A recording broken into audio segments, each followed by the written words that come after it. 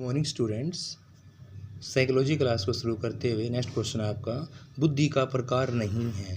देखो, मूर्त बुद्धि होती है, अमूर्त बुद्धि भी होती है, सामाजिक बुद्धि भी होती है, और तीनों बुद्धि के प्रकार हमारे दिए गए थे थोरनडाइक साहब के द्वारा। इसलिए बुद्धि का प्रकार नहीं पूछा हुआ तो मानसिक बुद्धि नहीं होती है। इन चारों में से असम्मिलित कथन को आपको छांटना है। समूह का सिद्धांत हमारा थर्स्टन के द्वारा दिया गया था।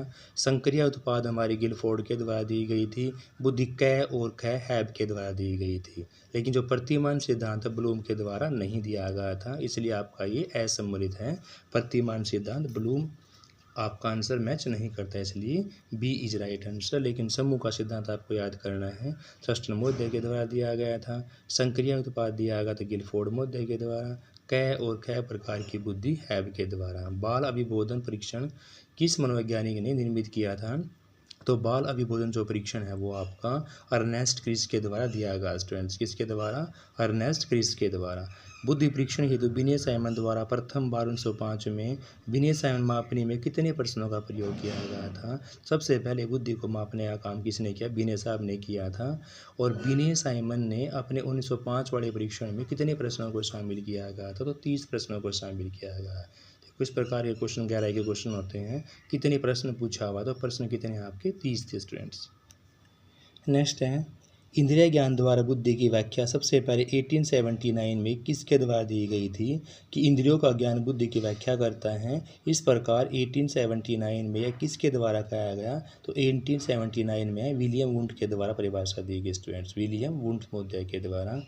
व्यक्ति के बुद्धि परीक्षण हेतु प्रयुक्त बुद्धि आईक्यू के सूत्र को किसने निर्मित किया गया था?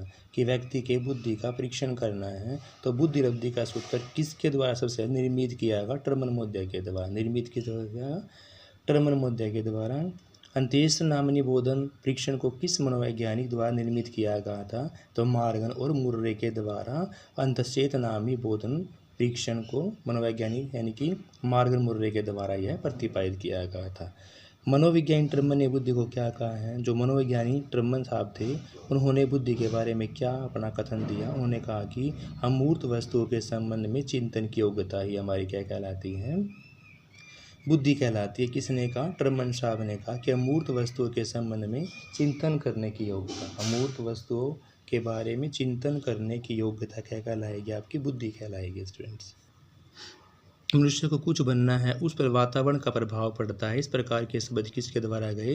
तो इस प्रकार के शब्द आपके कहे थे हर्बर्ट के द्वारा। शास्त्रीय अनुबंध अधिगम सिद्धांत के प्रवर्तक कौन थे? तो शास्त्रीय अनुबंध अधिगम जहाँ भी आता है वह आपके I.P. पावलर। कौन है स्टूडेंट्स? I.P. पावलर। बिने साइमन स्केल से ज्ञात की जाती है मानसिक आयु। स्टूडेंट्स, बिने साइमन स्केल से क्या ज्ञात की जाएगी? मानसिक आयु। सफलता से सफलता मिलेगी, दूसरे प्रभाव पड़ेगा। सफलता से सफलता मिलने से एक कदम दूसरे प्रभाव पड़ेगा, तो इस प्रकार का नियम आपका प्रभाव का नियम कहलाएगा स्टूडेंट्स। मनोविज्ञान में साहचर्यवाद संप्रदाय के जनक कौन माने गए? इन चारों में से साहचर्यवाद संप्रदाय के जनक माने गए हैं जॉन लॉक साहब। सन 1905 में बुद्धि परीक्षण के लिए बिने साइमन स्केल में प्रश्नों का क्रम क्या रखा गया था? देखो, पिछले क्वेश्चन में आपने पूछा हुआ था कि वे कितने प्रश्न के? 30 प्रश्न थे। अब पूछा जो प्रश्न उनका क्रम कैसा था? सरल से कठिन की ओर। बिने साइमन में बुद्धि परीक्षण में सरल से कठिन की ओर प्रश्नों का क्रम रखा गया था। टोटल क्वेश्चनों की बात करते हैं तो आपके 30 थे। एक बाल जिसकी बुद्धि 85 से है, वो किस वर्ग में रखोगे? तो 85 वाला जो बच्चा होता है वो आपका मंद बुद्धि में ही आएगा, क्योंकि 90 से 110 वाला आपका सामान्य बुद्धि में आता है, 140 वाला आपका गिफ्टेड में आता है, तो 85 वाला मंद बुद्धि के अंदर ही आएगा। कौन सा बुद्धि परीक्षण व्यक्ति क्रियात्मक परीक्षण है? व्यक्ति क्रियात्मक परीक्षण। पोर्टियस बुलबुलिया परीक्षण आपका बुद्धि का परीक्षण है और ये व्यक्तिगत है और क्रियात्मक भी है। देखो, याद करना है कि पोर्टियस बुलबुलिया परीक्षण जो आपका बुद्धि का परीक्षण है, तो दूसरा व्यक्तिगत है, तीसरा क्रियात्मक परीक्षण है। सृजनात्मकता के परीक्षण किसका मापन करते हैं? सृजनात्मक जो परीक्षण होते हैं स्टूडेंट्स, वो निरंतरता का मापन करते हैं, लोचनीयता और नौलिकता का भी मापन करते हैं, विस्तार का भी करते हैं। तो तीनों ही हमारे ऑप्शन सही है, इसलिए D is right answer students. निरंतर भी होते हैं, लोचनीयता भी होती है, मौलिकता भी होती है, विस्तार भी होता है, इसलिए सभी राइट आंसर है डी। किस मनोवैज्ञानिक ने कहा कि सृजनात्मकता संयोगों का पुनर्गठन है? तो इस प्रकार का कथन हमारा कहा गया रिबोर्ड के द्वारा। स्टूडेंट्स, किसके द्वारा? रिबोर्ड के द्वारा। सृजनात्मकता की विशेषता है, सृजनात्मकता मौलिक अथवा नवीन होती है, बिल्कुल होती है। सृजनात्मकता में कुछ ना कुछ नवीन किया जाता है, नवीन रचनात्मकता की जाती है, इसलिए आपका ए इज राइट आंसर। सृजनात्मकता कार्योपयोगी होती है, बिल्कुल होती है। कार्य को समान रूप से मान्यता मिलनी चाहिए, बिल्कुल मिलती है, तो D is right answer students. किस सिद्धांत का आधार फ्रायड और जुंग की धारणाएं थी? तो फ्रायड नाम जब भी आता है मन का विश्लेषण सिद्धांत, यानी कि फ्रायड के साथ जुंग और जोड़ दिया। फ्रायड जब भी आता कौन होते हैं? हमारे मन का विश्लेषणात्मक सिद्धांत होता है स्टूडेंट्स। सृजनात्मकता को किस रूप से परिभाषित नहीं किया जा सकता? कि सृजनात्मकता को इन चारों में से किसके द्वारा? देखो, सृजनात्मकता में पढ़ा था मैं आपके, मौलिकता होती है, बिल्कुल, नवीनता भी होती है, असाधारण भी है, लेकिन बुद्धि नहीं होती। सृजनात्मकता कभी बुद्धि नहीं होती, इसके रूप में परिभाषित नहीं किया जा सकता। मौलिकता होती है, बिल्कुल, नवीनता भी होती है और असाधारण भी होता है। सृजनात्मकता व्यक्ति में होती है तत्कालीन स्थिति से परे जाने की योग्यता। तत्कालीन समस्या का समाधान करने की जो आपकी बुद्धि होती है वो किसके अंदर? सृजनात्मकता के अंदर आती है। तत्कालीन स्थिति से परे जाने की योग्यता किसके अंदर आएगी? आपकी सृजनात्मक व्यक्ति में होती है इस प्रकार की बुद्धि। सृजनात्मक बालक की विशेषता है कि वह संवेदनशील होता है, बिल्कुल होता है, परिहास प्रिय होता है, जिज्ञासु होता है, हाँ बिल्कुल होते हैं स्टूडेंट्स। सृजनात्मक बालक जो भी होंगे संवेदनशील भी होगा, परिहास प्रिय भी होगा और जिज्ञासु प्रवृत्ति का तो होता है, तभी किसके अंदर आता है? वो सृजनात्मकता के अंदर आता है। D is right answer students.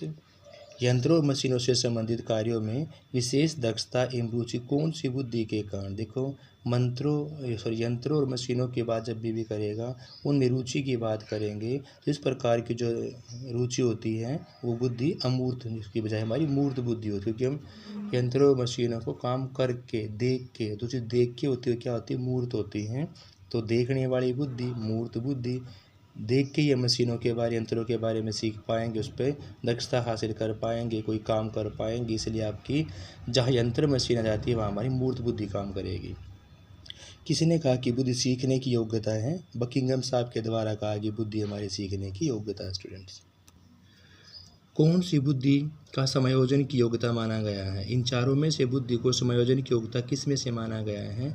तो इन चारों में से बुद्धि को समायोजन की योग्यता माना गया आपका विलियम स्टर्नमोदिया के द्वारा। बुद्धि का एक तत्व सिद्धांत किस तरह प्रतिपादित किया गया था? तो एक तत्व पे फोकस करना आपको, एक तत्व सिद्धांत प्रतिपादित किया गया था आपका विलियम स्टर्न साहब के द्वारा।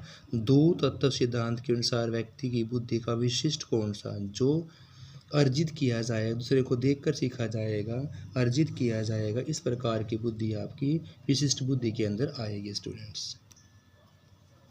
बुद्धि का त्रितत्व सिद्धांत ने स्पीयरमैन ने तीसरा तत्व जो जोड़ा था दो के साथ, एक सामान्य, एक विशिष्ट, और तीसरा क्या जोड़ा था? तीसरा आपका था समूह तत्व। यानी बुद्धि के दो तत्व में तो एक सामान्य हो गया, एक विशिष्ट हो गया, लेकिन त्रितत्व सिद्धांत जो स्पीयरमैन के द्वारा दिया गया था, तीसरा एलिमेंट क्या जोड़ दिया गया था? तीसरा एलिमेंट जोड़ दिया था हमारा स्टूडेंट से समूह तत्व। किस मनोवैज्ञानिक ने बुद्धि के पदानुक्रमिक सिद्धांत को परिवर्तित किया था? तो सील बर्ट और वर्नन ने स्टूडेंट्स। किस मनोवैज्ञानिक ने बुद्धि के पदानुक्रमिक सिद्धांत को परिवर्तित किया? सील बर्ट और वर्नन ने।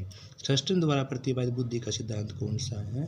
थ्रस्टन द्वारा आपका प्राथमिक योग्यताओं का सिद्धांत। थ्रस्टन के द्वारा प्राथमिक योग्यताओं का सिद्धांत प्रतिपादित किया गया था स्टूडेंट्स।